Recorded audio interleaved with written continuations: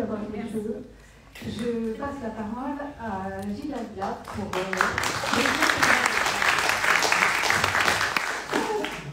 Ça fonctionne? Ça fonctionne. Mettez-le près de votre menton pour vous être sûr qu'il fonctionne. Merci de me passer la parole. Pour aborder donc ce thème de la transmission, à Maison Paysanne, nous avons choisi de l'aborder sous l'angle de l'immatérialité, puisqu'on parle beaucoup des éléments de patrimoine qui sont en général visibles parce qu'existant matériellement, hein, on les voit, on passe devant, c'est partie de notre cadre de vie, qui sont souvent médiatisés. On parle souvent du petit patrimoine et du grand patrimoine. Donc déjà, nous, à Maison Paysanne, on ne fait pas de hiérarchie entre le patrimoine, c'est une notion qui englobe, on va dire, des thématiques riches et variées. Quand on se déplace en France, on voit que c'est ce qui fait la qualité de notre cadre de vie. Et nous avons choisi de mettre en avant donc cette immatérialité que constituent les savoir-faire qui ont concouru à la matérialité de ce patrimoine, qui ont concouru à construire ces monuments, qu'ils soient reconnus monuments historiques inscrits ou classés, ou qui ne le soient pas. Il faut savoir que peu de bâtiments classés, protégés par la loi, par rapport à la quantité qu'on pourrait protéger. On ne peut pas aller plus loin que ce que les budgets publics permettent ensuite d'entretenir, puisque c'est un engagement à partir de là quand il y a une protection. Donc cette notion de patrimoine est beaucoup plus large que celle que l'on cible quand on parle des monuments en général.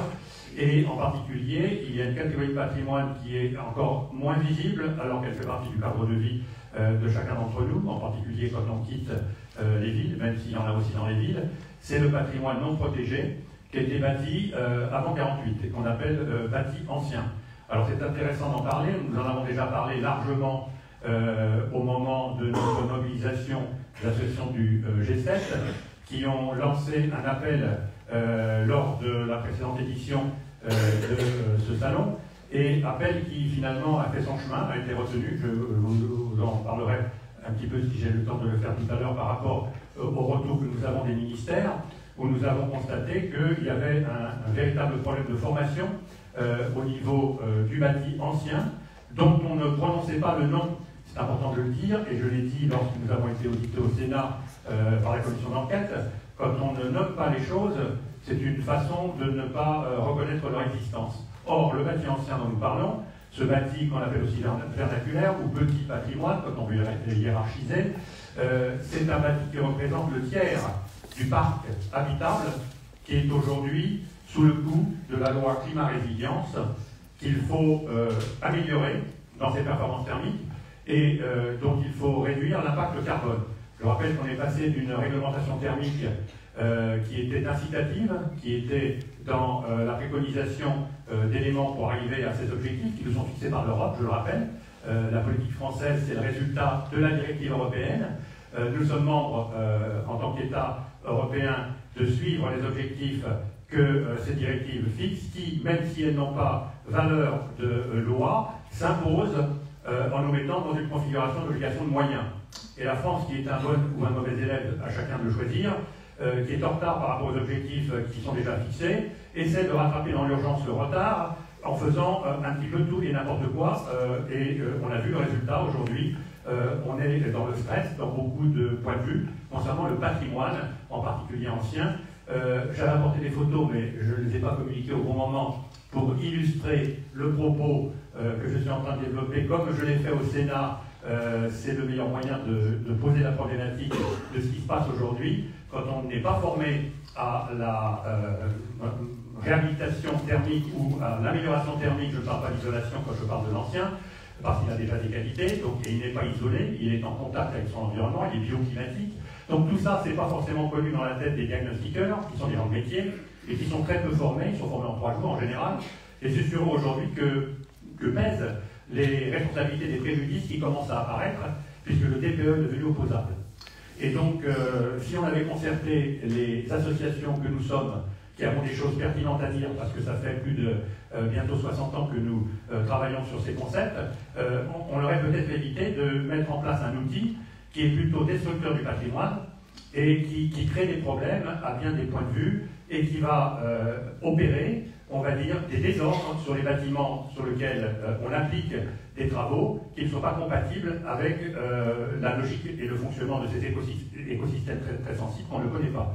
Vous avez vu probablement dans vos pérégrinations, comme moi, de façon relativement fréquente, voir des façades en pierre, en bois, en terre, disparaître sous des couches de polystyrène que l'on plaque à l'extérieur et avec une belle finition, revêtement en fausse pierre, en fausse brique ou en faux bois quelquefois, pour soi-disant sauver la planète, puisque ça revient à ça. Hein. On est véritablement dans, on va dire, le travail contre-productif. C'est souvent financé par nos impôts, donc nous le dénonçons, puisqu'en fait l'enquête sénatoriale a prévu de faire le point sur la validité des dépenses importantes que l'État est obligé de faire pour inciter les particuliers à atteindre les objectifs dont j'ai parlé tout à l'heure.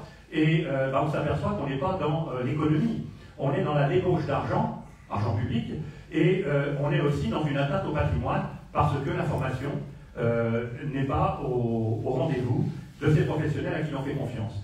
Donc, nous disons nous, et nous ne sommes pas les seuls à le clamer, puisque nous avons réussi à réunir autour de cette prise de position commune et véhémente auprès des ministères de la culture et de la transition écologique, et moi je vais ajouter l'éducation nationale, puisque quand on parle de formation, c'est le ministère qui est concerné, c'est lui qui est chargé de transmettre le savoir à tous les niveaux, pas seulement au niveau, on va dire, des études, on va dire, théoriques que l'on peut faire, mais au niveau de ces métiers manuels, qui sont des beaux métiers, et qui sont malheureusement devenus aujourd'hui des métiers de poseurs de produits, qui n'ont plus du tout, on va dire, l'attrait que ces métiers de tailleurs de pierre, de charpentier, de maçons de terre pouvaient avoir à une époque où c'était des métiers d'expertise profondément ancrés sur un territoire qui a abouti à créer ce patrimoine qui fait l'attractivité de notre pays.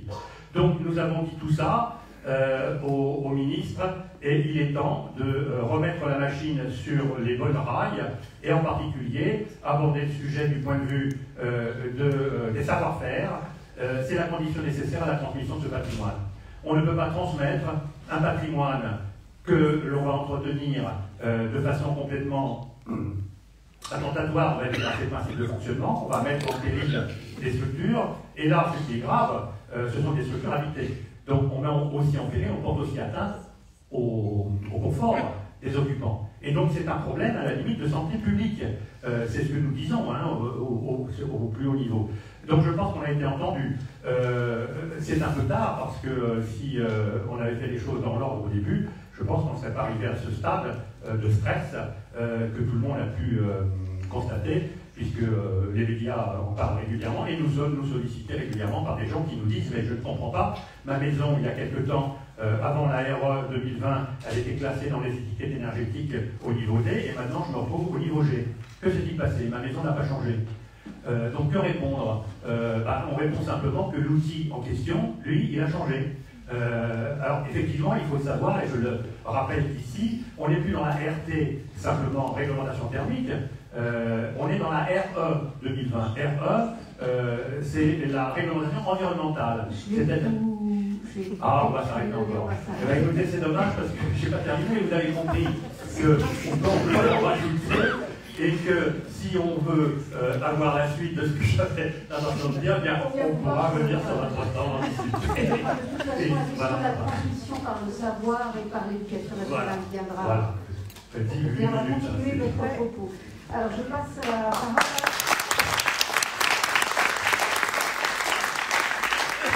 à Christophe Blanchardinac pour patrimoine et environnement. Alors, merci, c'est patrimoine environnement, avec un trait d'union. Fichon 21-29-7 du Code du patrimoine. Mais venez nous voir sur le stand, parce que je ne veux pas vous monopoliser la parole. 621-29-7 du Code du patrimoine. On vous entend pas, monsieur. Oui, on vous entend pas. Je ne suis pas le seul à penser que le fait de couper la parole à un certain nombre d'intervenants, alors même qu'ils sont dans un développement extrêmement important, nous gêne dans la compréhension de la figure. Je suis désolé de critiquer ce mode de discussion, mais personnellement, je pense que pour un certain nombre de personnes, là je peux en citer plusieurs, je n'ai pas utilisé, notamment M. Lelio, par exemple, que je connais bien,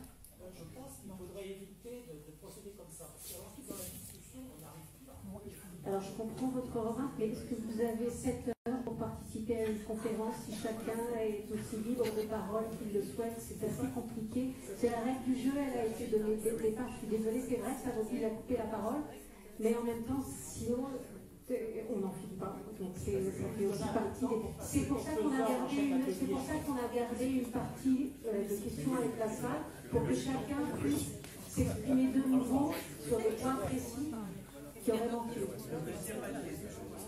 S'il n'y a pas de questions, à ce moment-là, on redonne la parole. Alors voilà, il y a des questions. Ça y est, merci beaucoup. Pardon, je ne vous vois pas. J'aurais voulu savoir si nos interlocuteurs pensaient que la conférence qu'ils nous ont présentée aujourd'hui, ils n'auraient pas pu la tenir il y a 10 ans ou il y a 20 ans. Je reformule. Est-ce qu'aujourd'hui, les enjeux sont les mêmes qu'il y a 10 ans ou 20 ans, ou est-ce qu'il y a un contexte différent? Est-ce que la transmission à la jeunesse, la transmission horizontale et verticale dont parlait Mme Verja tout à l'heure, est-ce qu'elle est de même nature que celle qui pouvait exister il y a 10 ou 20 ans? Est-ce que la vie souhaite répondre? Oui. Est-ce qu'il y a 30 secondes? Oui. Moi, je peux répondre sous l'angle de la pression réglementaire et législative qui n'est pas la même que celle qu'il y a 30 ans, on vous parle. Aujourd'hui, on est dans une RE, j'étais coupé sur cette lancée-là, donc j'en profite pour compléter ma phrase, RE 2020, ce qui veut dire que le DPE est devenu opposable. C'est plus du tout le même contexte, on n'est plus dans le conseil, dans la préconisation, on est dans l'obligation. Et on est dans la sanction si on n'atteint pas les référentiels qui ont été fixés, qui sont très mauvais d'ailleurs, c'est pour ça qu'on est mobilisé. Et voilà, donc on est là-dedans, donc c'est plus du tout le même contexte. Par contre, je pense que ça fait l'objet aussi d'une table ronde sur le plateau de la Triomphe, je fais de la pub sur le sujet. On va parler de la réglementation. Est-ce que c'est un plus ou un moins pour le patrimoine? Est-ce que ça le met en danger? Est-ce qu'on doit exclure le patrimoine de la réglementation? Je dis non. Il faut simplement adapter la réglementation aux conditions nécessaires de survie, de transmission, de conditions du patrimoine. Et aujourd'hui, ce n'est pas le cas. Mais ça pourrait l'être. Je prends un exemple. ZAN, le fameux zéro artificialisation nette, aujourd'hui, il peut paraître vertueux en apparence, ce qu'il n'est pas, puisqu'il insiste à aller chercher du foncier en faisant table rase de l'ancien que ce foncier porte pour faire du neuf. C'est ce qui se passe aujourd'hui. Qu'est-ce qu'il faudrait faire pour que cette réglementation aujourd'hui, qui est vertueuse pour sauver la planète, soit aussi vertueuse pour sauver le patrimoine? Il faudrait inciter au réemploi du bâti ancien, c'est-à-dire qu'il faudrait rentrer dans la culture de la réhabilitation et de la réaffectation de bâtiments qui ont perdu, soi-disant, leur origine première de fonctionnement. Voilà. Et donc, c'est une culture qu'on n'a pas aujourd'hui. Et on trouve plein de raisons pour dire que ça va coûter très cher, c'est pas aux normes, etc., etc. Donc, on est dans un manque de culture de cette ressource première que constitue le patrimoine, qui n'est pas autre chose aujourd'hui que de l'écologie pure et dure, la vraie, et non pas du greenwashing ou du business, puisqu'aujourd'hui on est là-dedans.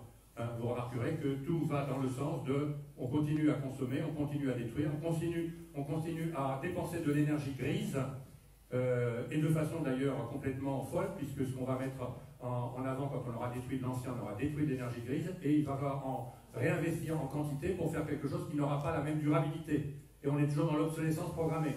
Donc c'est pas de l'économie, on va y revenir, on est dans la consommation. Il suffit de modifier les outils. Et pareil pour justement la réaffectation de bâtiments, je reviens sur le monde agricole, qui ont perdu leur fonction première parce que les normes du monde agricole ont changé, l'outil de travail n'est plus compatible avec le métier tel qu'il est aujourd'hui du paysan, qui est de moins en moins paysan d'ailleurs, et donc que fait-on de ces bâtiments? Eh bien on peut en faire, comme je disais tout à l'heure, des lieux de rencontre, des lieux de culture, des lieux d'habitation, bref, on peut en faire plein de choses. Et là encore, c'est une culture, c'est une approche qui fait partie d'une culture qu'on n'a pas, mais qu'on doit enseigner. Et c'est ce qui est en train de se mettre en place. Je suis content de voir qu'il y a l'architecte qui s'intéresse à nos propos et à nos discours, parce que la jeunesse, finalement, c'est l'avenir. Et c'est ces métiers-là qu'on a tenus en dehors, aujourd'hui, de l'acte de bâtir, pour rassurer que l'architecte, il est rarement sollicité aujourd'hui quand on se lance dans des projets de construction, parce qu'on n'a pas envie qu'il intervienne. Je ne sais pas pourquoi, on considère que c'est super. Encore une fois, il faut revoir nos logiciels de pensée et considérer qu'aujourd'hui, eh bien, la situation dans laquelle on se trouve, avec la pression réglementaire, Si on l'adapte de façon correcte, on peut faire le pari de concilier la préservation de ce qui existe et faire avec du déjà là, comme on dit, faire comme les anciens faisaient, c'est ce qu'on appelle maintenant le low cost. Vous avez remarqué qu'on invente des mots aujourd'hui pour baptiser des choses qui ont toujours existé. Hein. L'ancien, il faisait d'écologie, il n'en parlait pas, comme M. Jourdain, mais il était temps. Aujourd'hui, plus on en parle, moins on en fait. Je vais vous montrer. Voilà.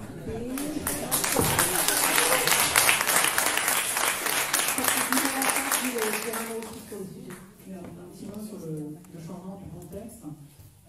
Oui, beaucoup de choses ont changé. On est dans un contexte qui est celui de la dérégulation et on a besoin de règles pour préserver le patrimoine. Et là, on n'est plus dans la création de nouvelles règles. Hein. On est dans le détricotage de ce patrimoine législatif. C'est aussi un patrimoine législatif qui avait été accumulé depuis la création du service des monuments historiques sous Louis-Philippe. Hein. La dernière grande loi de protection du patrimoine, c'est la loi LCAP de 2016. Ensuite, on a eu la loi Elan, et là, on a un reflux dans le pouvoir donné, par exemple, aux architectes des bâtiments de France. Donc, le patrimoine est de plus en plus considéré comme un empêcheur de faire du business. Il faut voir ça, vraiment, c'est très, très réel. En revanche, il y a plus d'argent. Il y a plus d'argent pour le patrimoine, pour restaurer les monuments. Alors, donc, qu'est-ce que ça veut dire? Ça veut dire peut-être une chapelle qui sera très bien restaurée, mais qui sera entourée d'éoliennes, ou un hôtel particulier dans une ville qui sera peut-être mieux restauré que par le passé, mais dans un contexte urbain chaotique, parce qu'on a dérégulé. Voilà. Et le fait de maintenir les ABF autour de 170, ce qui est absolument insuffisant, est quelque chose qui est voulu. Hein. Moi, je pense, pour empêcher en fait, ces fonctionnaires de travailler en disant plus on crée d'ABF, plus il va y avoir de contraintes, plus on va pouvoir construire. Voilà. Donc on est quand même dans cette logique-là. Et ça, c'est une évolution qui est majeure, avec effectivement médiatiquement le loto du patrimoine qui a pris énormément de place. C'est-à-dire que si vous posez la question à un Kidam, que pensez-vous du bilan patrimonial d'Emmanuel Macron, et il va vous dire mais c'est formidable, il y a le loto du patrimoine, parce que personne ne voit le détricotage technique qui sont sur des seuils. Hein. Par exemple, on parlait de la circulation des objets d'art. Bon, en décembre 2020, on a passé, c'était 150 000 euros. Au-delà de 150 000 euros, vous deviez déclarer. Maintenant, si c'est moins de 300 000 pour une toile, vous n'avez rien à déclarer. Et ça, c'est comme ça dans un peu tous les domaines. Donc oui, les choses ont beaucoup changé. Merci.